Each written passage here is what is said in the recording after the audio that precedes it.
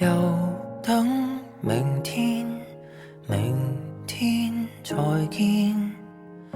明天這麼遠，這樣令人想掛念。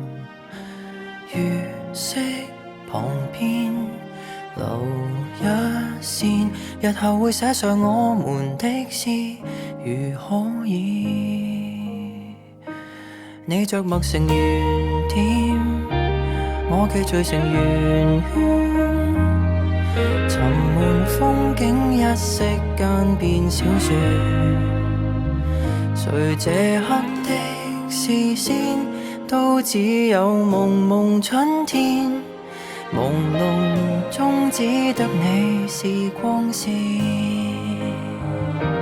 這句話如何的開始，如何的啟齒，無人知曉的心意，很想接下去描寫初戀，又猶豫心思仍錯亂。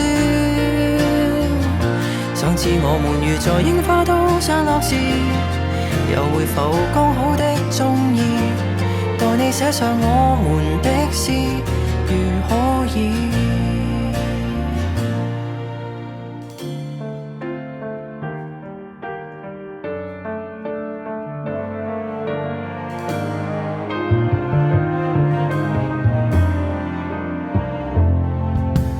微小日子隨想而已，明天應該會再續這個小故事。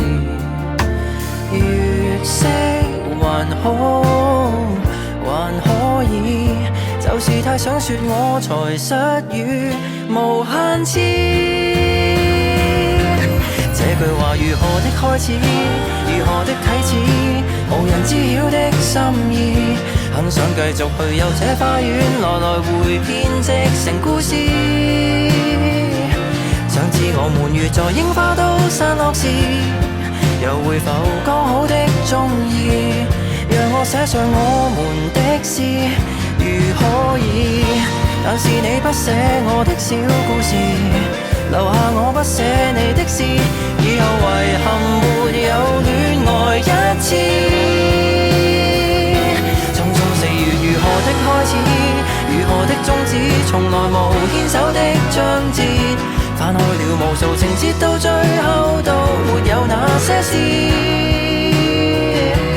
願我記得，而同時淡忘了舊故事，誰曾能伏線？時和地空等一個條件，是最青春的某人。